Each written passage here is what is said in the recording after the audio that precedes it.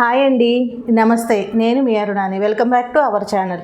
ఈరోజు అయితే మన కిచెన్లో ఇంకొక ఈజీ రెసిపీతో వచ్చేసాను. ఈజీ రెసిపీ ఏంటి అనుకుంటున్నారా? పన్నీర్ కర్రీ దాబా స్టైల్లో చేసుకుందాము. ఈజీగా చేసుకోవచ్చు. పన్నీర్ కర్రీ చేయటం చాలా కష్టం అనుకుంటారు కదా. నాకు తెలిసినంత వరకు అయితే ఈ పన్నీర్ కర్రీ అంత ఈజీ రెసిపీ ఇంకొకటి లేదు అని అయితే నేను చెప్తాను.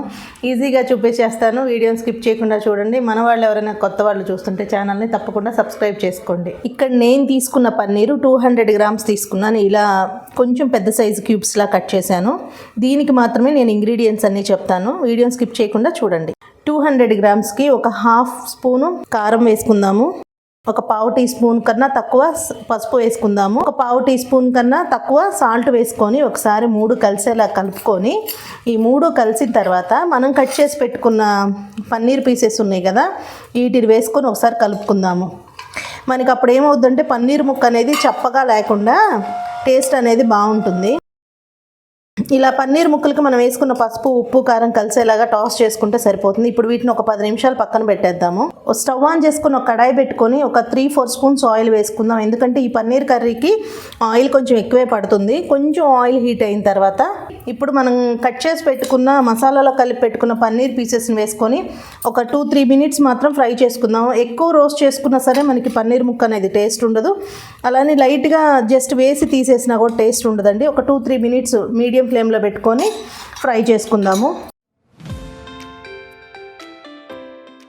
ఇలా 2-3 మినిట్స్ అయితే ఫ్రై చేసుకున్నానండి. వీటిని తీసుకొని వేరే ప్లేట్లో పెట్టుకున్నాం. చాలా సాఫ్ట్గానే ఉంటాయి. మనం ఆయిల్ మరీ హీట్ అయ్యే వరకు ఉంచి వేయలేదు ఇవి, కాబట్టి మనకి ఇవి సాఫ్ట్గానే ఉంటాయి. మనం ఇందాక కొంచెం ఎక్స్ట్రా ఆయిల్ వేసుకున్నాం కదండి. ఇప్పుడు మసాలా దినుసులు వేసుకుందాము. ఒక 3-4 లవంగాలు, 1 ఇంచు దాల్చిన చెక్క, 2 బిర్యానీ ఆకులు, 2-3 యాలక్కాయలు వేసుకొని కొంచెం ఫ్రై చేసుకున్న తర్వాత 1 స్పూన్ జీలకర్ర కూడా వేసుకొని 1 నిమిషం పాటు ఫ్రై అయిన తర్వాత ఇలా మనం కట్ చేసి పెట్టుకున్న ఒక పెద్ద ఆనియన్ని ఇలా పెద్ద బిగ్ పీసెస్లా కట్ చేశాను. వీటిని వేసుకొని అలాగే ఒక 3 టమాటాలను కూడా వేసుకొని ఫ్రై చేసుకోవాలండి. ఒక పెద్ద సైజు ఉల్లిపాయని కాస్త లావు ముక్కలుగా కట్ చేసుకొని మనం ఫ్రై చేసుకోవాలి. టమాటాలు కూడా ఒక 3 తీసుకొని ఫ్రై చేసుకోవాలి. ఇలా మనకి ఫ్రై చేసుకోవాలంటే ఒక 7-8 నిమిషాలు ఫ్రై చేసుకోవాలండి. హై ఫ్లేమ్లో పెట్టుకొని ఫ్రై చేసుకుంటే సరిపోతుంది. మనం దాబా స్టైల్ చేసుకుంటున్నాం కదా, వాళ్ళంటే ఎక్కువ క్వాంటిటీలో చేసుకుంటారు కదా, అప్పుడు వాళ్ళు ఏం చేస్తారంటే వాటర్లో కుక్ చేసుకుంటారు. టమాటో కానీ ఆనియన్స్ ఇంకేం ఇంగ్రీడియంట్స్ యాడ్ చేయాలో వాళ్ళు అవన్నీ వాటర్లో కుక్ చేసుకొని వాటర్లో నుంచి తీసి మిక్సీ గ్రైండర్ వేసుకుంటారు. ఆ వాటర్ని మళ్ళీ కర్రీలో యూస్ చేసుకుంటారు. మనం దాబా స్టైల్లో చేసుకుంటున్నాం కదా, మనం కొంచెం ఆయిల్ వేసుకొని చేసుకుందాం. కొంచెం క్వాంటిటీ కదా, ఆ స్ట్రెచర్ రావాలి కాబట్టి మనం కొంచెం ఆయిల్ అనేది ఎక్కువే పడుతుంది ఈ కర్రీకి. మనకైతే ఇప్పుడు ఇవి ఒక 60% ఫ్రై అయిపోయినాయి అండి. స్టవ్ ఆఫ్ చేసుకొని పూర్తిగా చల్లారిన తర్వాత మిక్సీకి వేసుకుందాం. ఫైన్ పేస్ట్లా వేసుకోవాలి.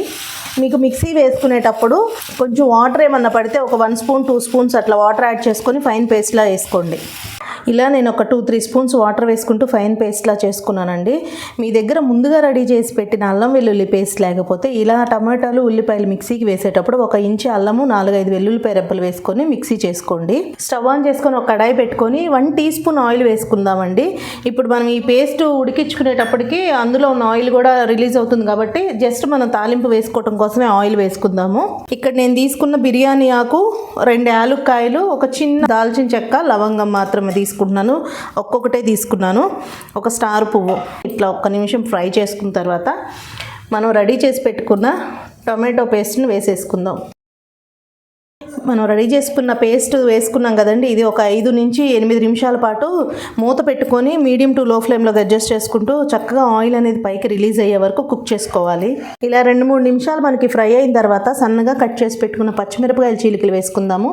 ముందుగా ఆయిల్ వేసుకుంటే అవి చక్కగా ఫ్రై అయిపోతాయండి. ఇప్పుడు వేసుకుంటే మనకి పచ్చిమిరపకాయ కనిపిస్తూ బాగుంటుంది. 2 స్పూన్స్ కారం వేసుకుందాము. మీరు స్పైసీ తినేదాన్ని బట్టి చూసుకొని అడ్జస్ట్ చేసుకోండి. ఒక పావు టీ స్పూన్ పసుపు వేసుకుందాము. ధనియాల పౌడర్ 1 స్పూను, జీలకర్ర పొడి 1/2 టీ స్పూను, గరం మసాలా ఒక పావు టీ స్పూన్ వేసుకొని మనం చక్కగా ఫ్రై చేసుకోవాలి. ఆయిల్ అనేది పైకి రిలీజ్ అయ్యే వరకు ఫ్రై చేసుకోవాలి. మనం వీటన్నిటిని చక్కగా ఫ్రై చేసుకోవాలి. పచ్చివాసన పోయే వరకు, ఆయిల్ పైకి రిలీజ్ అయ్యే వరకు ఫ్రై చేసుకోవాలి. అల్లం వెల్లుల్లి పేస్టు ఒక టేబుల్ స్పూన్ ఫుల్గా వేస్తున్నాను. అది ఫ్రెష్గా చేసుకున్నదైతే టేస్ట్ బాగుంటుందండి.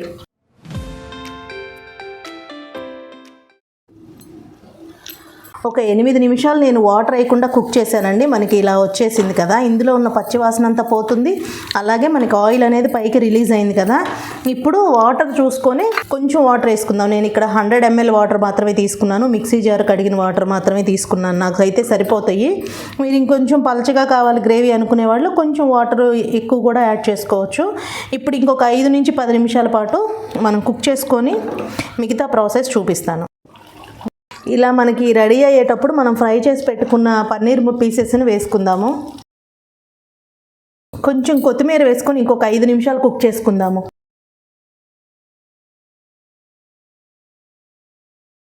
చూసారా, మనకి పైకి ఆయిల్ అనేది చక్కగా రిలీజ్ అయింది కదా. పన్నీర్ ముక్క కూడా చాలా సాఫ్ట్గా చాలా బాగుంటుంది. ఈ టైంలో ఉప్పు సరిపోతే చూసుకొని అడ్జస్ట్ చేసుకొని ఉప్పు వేసుకోండి. నేను ఇందాక పన్నీర్ ముక్కలు కలిపినప్పుడు మాత్రమే సాల్ట్ వేసాను, మళ్ళీ సాల్ట్ వేయలేదు. ఇప్పుడు మనకైతే కర్రీ అనేది రెడీ అయిపోయింది. సర్వింగ్ బౌల్లో తీసుకుందాం. చూసారండి, మనకి పన్నీర్ కర్రీ అనేది రెడీ అయిపోయింది. మనకి రైస్లోకి కానీ చపాతీలోకి రోటీలోకి ఎలా సర్వ్ చేసుకున్నా టేస్ట్ చాలా బాగుంటుంది.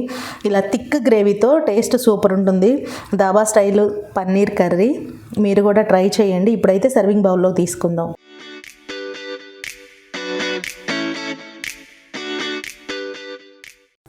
సూపర్ టేస్ట్తో అదిరిపోయే రెసిపీ అండి, తప్పకుండా ట్రై చేయాల్సిన రెసిపీ. చాలా తక్కువ ఇంగ్రీడియంట్స్తో మన ఇంట్లో ఉండే వాటితోనే హ్యాపీగా చేసుకోవచ్చు. చాలా ఈజీ కూడా ఈ కర్రీ. చూసారు కదండి, ఈజీగా దాబా స్టైల్ పన్నీర్ కర్రీ చాలా టేస్ట్ ఉంటుంది. తొందరగా చేసుకోవచ్చు మన ఇంట్లో ఉన్న ఇంగ్రీడియంట్స్తోనే. ఎక్కువ హైరాణ పడిపోతారు పన్నీర్ కర్రీ, వామ్మో అది లేట్ ప్రాసెస్ అని. దీనికంత ఈజీ ప్రాసెస్ ఇంకొకటి లేదు. మీకు కనుక మీరు కూడా ట్రై చేసి, నేను ఎలా చేశానో మీరు కూడా అలాగే ట్రై చేసి మీకు ఎలా వచ్చిందో మీ ఫీడ్బ్యాక్ నా కామెంట్ సెక్షన్లో కామెంట్ చేయండి. తప్పకుండా మన ఛానల్లో కొత్త వాళ్ళు చూస్తుంటే సబ్స్క్రైబ్ చేయండి. బాయ్.